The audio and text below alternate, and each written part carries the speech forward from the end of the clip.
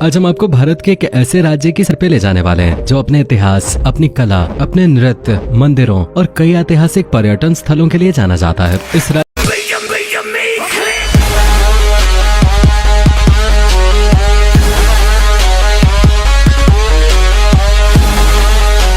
आज हम आपको भारत के एक ऐसे राज्य की सैर पे ले जाने वाले हैं जो अपने इतिहास, अपनी कला, अपने नृत्य, मंदिरों और कई ऐतिहासिक पर्यटन स्थलों के लिए जाना जाता है। इस राज्य में विश्व का सबसे लंबा डैम मौजूद है और यहाँ पर आप रॉयल बंगाल टाइगर और व्हाइट टाइगर को एक साथ देख सकते हैं। ये एक ऐसा राज्य है जहाँ 62 समुदाय के लोग एक साथ रहते हैं। यहाँ पर कई ऐसे त्योहारों का आयोजन किया जाता है जिन्हें देखने हर साल लाखों लोग आते हैं। और इसी राज्य में दुनिया का सबसे बड़ा ओपन एयर थिएटर भी मौजूद है। और इस राज्य में एक ऐसी जगह भी मौजूद है जिसे भारत का बरमूडा ट्रायंगल कहा जाता है। ये एक बेहद ही शांत राज्य है और इस राज्य में 1000 से भी ज्यादा प्राचीन मंदिर है। दोस्तों, आज हम बात कर रहे हैं ओडिशा राज्य के बारे में। चलिए अब देर न करते हुए आज की मजेदार वीडियो शुरू करते हैं। सबसे पहले बता दें कि ओडिशा की राजधानी शहर है भुवनेश्वर, जो राजधानी होने के साथ साथ सबसे बड़ा शहर भी है। भुवनेश्वर को मंदिरों का शहर भी कहा जाता है और इसको साल 2016 में सबसे अच्छी स्मार्ट सिटीज की सूची में भी शामिल किया गया था। ओडिशा की कुल जनसंख्या 4 करोड़ 76 लाख है। वहीं राज्य की अर्थव्यवस्था 6 लाख करोड़ है। ओडिशा अपनी सीमाएं पश्चिम बंगाल, झारखंड, आंध्र प्रदेश और छत्तीसगढ़ के साथ साझा करता है। राज्य का 500 किलोमीटर से ज्यादा कोस्ट एरिया है। यही वजह है कि सैकड़ों सालों से ओडिशा के तटों का इस्तेमाल प्रमुख बंदरगाहों के तौर पे किया जा रहा है। दोस्तों, ओडिशा एक ऐतिहासिक जगह है और इस राज्य का इतिहास हजारों साल पुराना है। इससे पहले उत्कल और कलिंग नाम से जाना जाता था। इसके बाद भी इस राज्य का नाम समय समय पर कई बार बदला गया। अंतिम बार साल 2011 में इस राज्य का नाम ओडिशा से बदलकर ओडिशा किया गया था। इस राज्य पर मुगल, ब्रिटिशर्स, मराठाओं और हैदराबाद के नवाबों के अलावा अनेकों साम्राज्यों ने शासन किया है। मौर्य शासक सम्राट अशोक के लिए भी ये राज्य काफी अहम था। सन 261 ईसा पूर्व के दौरान यहीं पर कलिंग युद्ध लड़ा गया था, जिसमें हजारों लाखों की संख्या में सैनिक मारे गए थे। इस युद्ध के बाद ही अशोक का हृदय परिवर्तन हुआ था और उन्होंने बौद्ध धर्म को अपनाया था। आपको जानकर हैरानी होगी कि दूसरे विश्व युद्ध के दौरान हिटलर ने भी ओडिशा राज्य पर कब्जा करने की कोशिश की थी, क्योंकि हिटलर का मानना था कि इस राज्य में इतने प्राकृतिक संसाधन मौजूद हैं जिसके जरिए दुनिया की कोई भी जंग जीती जा सकती है। कहा जाता है कि जर्मनी की सेना पूरी के समुद्र तट तक भी पहुंच गई थी, लेकिन फिर भी हिटलर इस राज्य पर कब्जा नहीं कर पाया। क्या आप जानते हैं कि ओडिशा भारत का पहला ऐसा राज्य है जो भाषा के आधार पर अलग हुआ था। 1 अप्रैल 1936 को ब्रिटिश साम्राज्य के दौरान भाषा के आधार पर ओडिशा को एक अलग राज्य का दर्जा दे दिया गया था।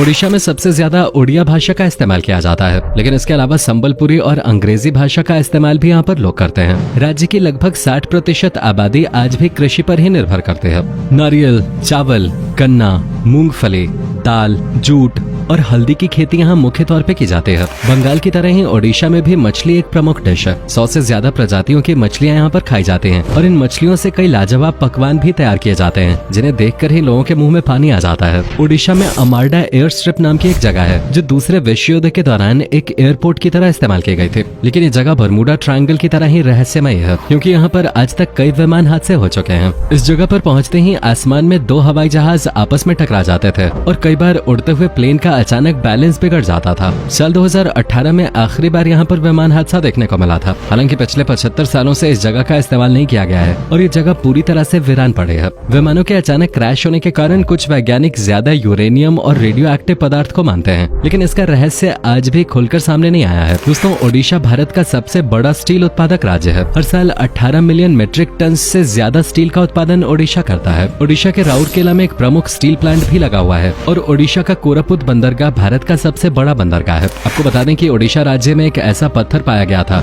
जो विश्व का सबसे पुराना पत्थर माना जाता है। मयूरभंज में पाया गया एक पत्थर लगभग 3 करोड़ साल पुराना है। वहीं हमारा प्लेनेट 4.5 करोड़ साल पुराना है। दोस्तों, ओडिशा विभिन्न संस्कृतियों वाला एक अनोखा राज्य है। यहाँ पर आपको कई हरे भरे जंगल, मंदिर, सुंदर झरने और शांत जगहें देखने को मिलेंगे। ओडिशा में 62 समुदाय के लोग रहते हैं। आर्ट और कल्चर के मामले में भी ये राज्य काफी संपन्न है। विश्व प्रसिद्ध सैंड आर्टिस्ट सुदर्शन पटनायक ओडिशा के ही रहने वाले हैं। इनके सैंड आर्ट को आपने अक्सर सोशल मीडिया पे वायरल होते हुए भी देखा होगा। सुदर्शन पटनायक का नाम Guinness book of world records में भी दर्ज है। ओडिशा आज पूरी तरह से चाइल्ड लेबर से मुक्त हो गया है। जी हाँ, यहाँ पर आपको कोई भी बच्चा मजदूरी करता नजर नहीं आएगा और अगर कोई बच्चों से मजदूरी कराता है तो उसे सख्त से सख्त सजा दी जाती है। बता दें कि ओडिशा के कई जिलों में सोने और चांदी की तारों का बेहद बारीक काम होता है, जो कि हाथों से किया जाता है। ये काम इतना बारीक होता है कि सिर्फ कुशल कारीगर ही इसे कर सकते हैं। इस कला को फिलिग्री कहते हैं। कई बार गणतंत्र दिवस की परेड के दौरान भी ओडिशा राज्य द्वारा अपनी इस कला का नमूना पेश किया जा चुका है। ओडिशा की संबल साड़ी भी काफी फेमस है। हैंडलूम की ये साड़ियाँ कॉटन और सिल्क से बने होते हैं। ओडिशा में हर साल कई प्रकार के त्योहारों का आयोजन किया जाता है। पुरी में आयोजित होने वाली भगवान जगन्नाथ की यात्रा के बारे में तो आपने सुना ही होगा। लाखों की संख्या में श्रद्धालु इकट्ठा होकर भगवान जगन्नाथ के रथ को खींचते हैं। कलिंग फेस्टिवल भी यहाँ का एक प्रमुख त्योहार है। दशहरा और दुर्गा पूजा जैसे पर्व भी ओडिशा में धूमधाम से मनाए जाते हैं। झाऊ महोत्सव,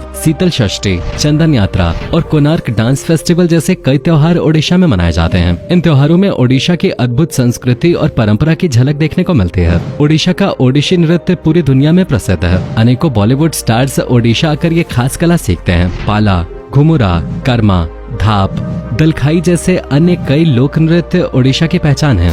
ओडिशा राज्य का खाना भी लाजवाब होता है। ओडिशा आकर अगर आपने यहाँ का स्ट्रीट फूड नहीं चखा तो आप काफी कुछ मिस कर सकते हैं। दही बड़ा, आलू दम और पहाल रसगुल्ला, छेने से बनी मिठाइयाँ और भेलपुरी तो ओडिशा में फेमस है ही, लेकिन ओडिशा की सबसे प्रमुख डिश का नाम दालमा है। इसके अलावा क्रैब, चिकन, मटन और मछलियों की भी कई डिशेज आपको यहाँ खाने को मिलेंगे। ओडिशा राज्य साफ सुथरा माना जाता है। खासतौर पर यहाँ के बड़े शहरों में आपको काफी साफ सफाई देखने को मिलेगी। देश को सैन्य रूप से मजबूत बनाने में भी ओडिशा का महत्वपूर्ण योगदान रहा है। फाइटर प्लेन तेजस एयरक्राफ्ट बनाने के दौरान ओडिशा के डॉक्टर कोटा हरि नारायण ने ही पूरी टीम को लीड किया था। ओडिशा के एपीजे अब्दुल कलाम आइलैंड पे अक्सर मिसाइल की टेस्टिंग की जाती है। भारत के शक्तिशाली मिसाइल्स जैसे आकाश, पृथ्वी, ब्रह्मोस और अग्नि जैसी कई मिसाइल्स का परीक्षण इसी आइलैंड पे किया गया है। दोस्तों, ओडिशा राज्य अपने मंदिरों के साथ साथ अपने नेशनल पार्क्स के लिए भी जाना जाता है। चलिए अब हम आपको ओडिशा में घूमने लायक प्रसिद्ध जगहों के बारे में बता देते हैं। ओडिशा के पुरी में स्थित भगवान जगन्नाथ का मंदिर पूरे राज्य का सबसे प्रसिद्ध दार्शनिक स्थल है। 4 धामों में से एक धाम यही मंदिर है। 12वीं शताब्दी के दौरान इस मंदिर का निर्माण कराया गया था। इसमें भगवान जगन्नाथ के साथ साथ बलभद्र और देवी सुभद्रा की आराधना भी की जाती है। यहाँ पर रोजाना 10,000 से ज्यादा लोग भोजन भी करते हैं। 200 चूल्हे और 400 रसोइये इस मंदिर की विशाल रसोई में काम करते हैं। पुरी का बीच भी सैलानियों के बीच काफी लोकप्रिय है। सर्फिंग के दीवानों के लिए ओडिशा जन्नत से कम नहीं है। यहाँ हर साल सर्फ फेस्टिवल का आयोजन होता है, जिसमें देश विदेश से लोग अपनी अद्भुत प्रतिभा का प्रदर्शन करने आते हैं। ओडिशा के भुवनेश्वर शहर की स्थापना राजा शिशुपाल द्वारा की गई थी। वैसे तो इस शहर में कई ऐतिहासिक मंदिर हैं, लेकिन भगवान शिव का लिंगराज मंदिर उनमें सबसे प्रमुख है। इस मंदिर से लोगों की विशेष आस्था जुड़ी हुई है। धौले हिल्स, उदयगिरी और खंडगिरी गुफाएं, रत्नागिरी बौद्ध मठ, नंदनकानन चिड़ियाघर जैसी अनेकों जगह आप भुवनेश्वर में घूम सकते हैं। साथ ही भुवनेश्वर में आप यहाँ की शानदार नाइट लाइफ का भी भरपूर आनंद ले सकते हैं। यहाँ पर आपको कई पब, बार और क्लब्स मिलेंगे, जिनमें आप मौज मस्ती के साथ साथ शानदार फूड भी एंजॉय कर सकते हैं। ओडिशा के कोणार्क शहर में स्थित सूर्य मंदिर को यूनेस्को ने विश्व ऐतिहासिक धरोहर में शामिल किया है। ये मंदिर भगवान सूर्य देव को समर्पित है। और सबसे मजेदार बात तो यह है कि सूर्य की प्रथम किरण इस मंदिर के मुख्य द्वार पे ही गिरती है। इस मंदिर के किवाड़ पिछले 100 सालों से बंद पड़े हैं, जिसका कारण मंदिर का कमजोर ढांचा बताया जाता है। कहा जाता है कि इस मंदिर के ऊपर पहले एक विशालकाय चुंबक हुआ करता था, लेकिन उस चुंबक के कारण अक्सर समुद्री जहाज अपनी दिशा भटक जाया करते थे, जिसके बाद पुर्तगाली लोग वो चुंबक निकालकर अपने साथ ले गए। उस चुंबक के हटाए जाने के बाद से ही मंदिर का ढांचा लगातार कमजोर होता चला गया। मंदिर का स्ट्रक्चर सूर्यदेव के रथ के आधार पर डिजाइन किया गया है। रथ के पहिए आज भी सूर्य की रोशनी से सही समय बता सकते हैं।